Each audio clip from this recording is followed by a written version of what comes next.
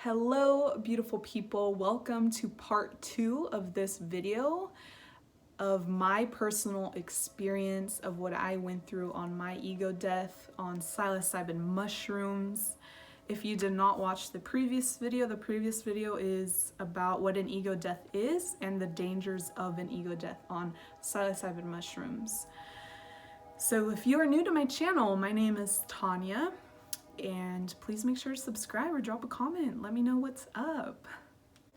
So the day before my little trip, I actually got in a car accident. I was driving home really late one night and I drove into a ditch.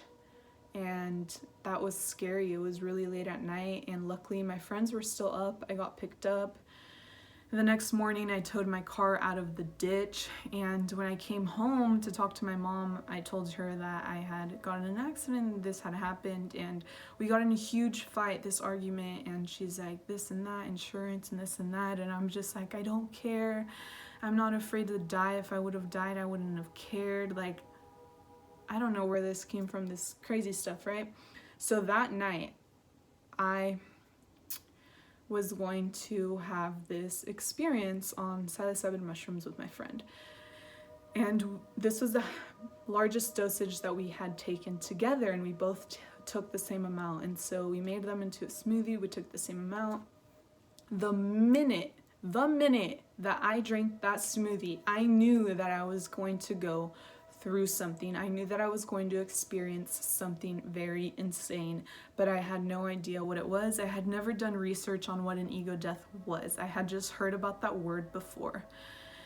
And so I sat down, my body started shivering like crazy, and then I was warm and then shivering, like my teeth were just like, so cold, right? My friend was having a complete different experience. I could tell she was up and dancing and just laughing, and I started to get up and dance to see if I can get myself like high vibe, and I was like, okay, I was dancing, everything started to look like if I was in Alice in Wonderland. Everything was very colorful and stuff, and I walk into her closet and I tried to make her laugh, and I'm like, oh, it's like Narnia, you know, like that one closet, and she was just laughing. But really I was trying to snap myself out of it because I could feel myself going into this dark place. And I turned to her and I'm like, okay, I don't know how to tell you, like, how are you feeling? Because I really don't want you to go through the same experience that I'm about to go through. And she's like, what do you mean? Like, this is so fun. And I'm like, I hope that you're telling me the truth and that you're not about to experience what I'm experiencing, because I know that I'm gonna need you to guide me. And this was so scary because I started to have a panic attack. Because I thought that my friend was that it was gonna hit my friend later and that we were both gonna be experiencing the same thing. And you don't want that. You don't want 2 ego deaths. That's insane. And so I started having a panic attack. I'm freaking out. I'm like walking around the house, like going crazy as all of my senses are slowly starting to come down.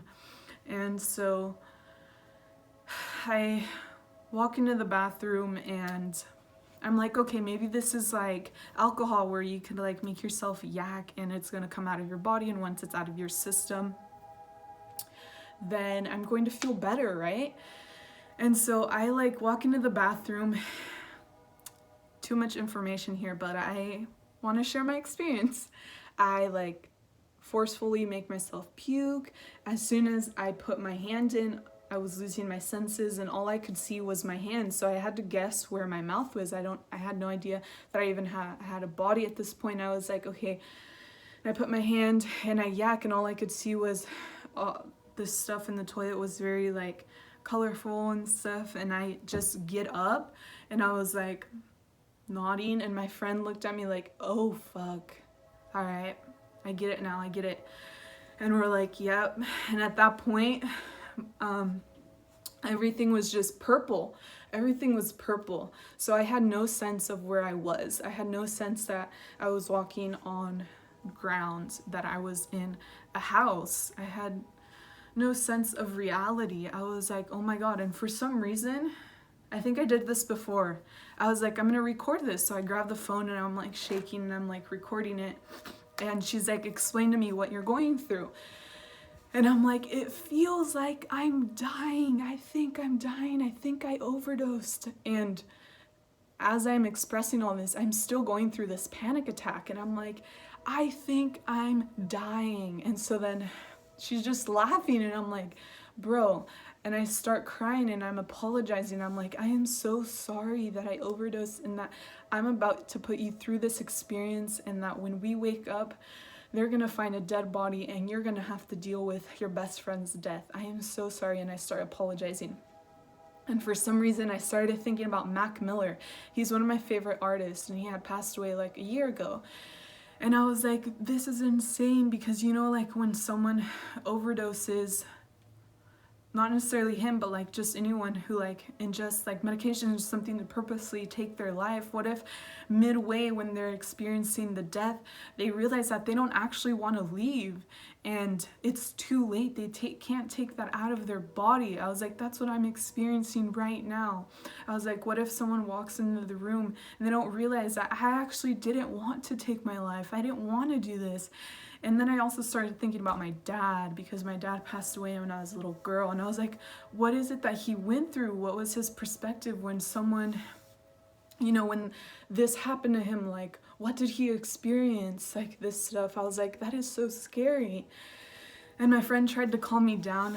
And at this point, I was like sitting on the couch and I like closed my eyes and I couldn't move my body anymore. Oh, well, before this, I like grabbed a trash can and I was like, I couldn't explain that I wanted to yak because I started to lose like some of my words and I didn't know what puking was. She's like, yes, just hold it like this and you do this and this. And I'm like, where? Tell me where to aim, because I couldn't see anything. And I was like, okay, this is what people say you need to be careful about. This is what an ego death is, right? And so then I'm sitting down and my body, at this point, I am convinced that my heart had stopped beating, completely convinced. And my body is still ranging in temperature, and now I'm convinced that I had stopped breathing, right? So slowly all of these things just started to shut off on my body. And my friend is like, at this point, had like snapped out of it. It seemed like she was sober. And I was still conscious though. I was still conscious. And she's like, okay, I'm gonna guide you through this. And we're sitting down and she's like, what are you afraid of? What are you afraid of, Tanya? What are you afraid of? I'm like, I'm afraid to die. And I was like, yesterday I told my mom that I wasn't, but yes, I am. And I just started to say like, I can touch fear. It's like I can almost touch fear. It's like right here and the darkness is pulling me, but I don't want to go that way. I don't want to go that way. She's like, just let go of everything. I was like, I can't let go of everything. I was like, I still have so much love to give, so much to experience. I don't want to go yet. I am not ready. I am not ready. And she's like, okay, what are some things that you love about life? And so at this point, I have no sense about what my job is, really like who my family is or who I am, nothing at all. And I can't see anything. It's like really my conscious is just talking to her. And I was like, I love birds. I love birds so much. Birds bring me so much life. And at that point, I had actually been working with big birds of prey, raptors. And I'm like, I love birds so much. They just give me so much life to see them fly and stuff. She's like, okay. And we started talking about that. And it was like slowly bringing me back to like life, you know? And this trip went on for maybe like 2 hours and it felt like 5 hours. It felt like forever. And she kept saying like, okay, look at the clock. Just keep in mind that you didn't overdose, that as soon as that clock hits like 2 hours, this is gonna end. It keeps on moving, can't you see? And I was like, time isn't a thing, like at all. And so I can't even like explain the feeling of this, but just imagine that you're going through a panic attack. You're like so afraid. You're literally faced with death. You can touch fear. It felt just insane. And so then we're sitting there and like this whole like guiding thing takes a while, blah, blah, blah. I finally let go. I let go and I had died. I was convinced that I had left this life, and it felt like my soul had came out of my body, and my body was now, my soul was outside. It was just floating. And I told my friend, I started to laugh. I was like, this is my soul talking to you right now, Lilia. And I was like, I can just float away and turn into another form of life if I want to. I was like, I don't know. Like, it felt like I was just floating and I could leave. And my body, she like grabbed it, and it was so like, I wasn't there. It was like an out-of-body experience. It was crazy.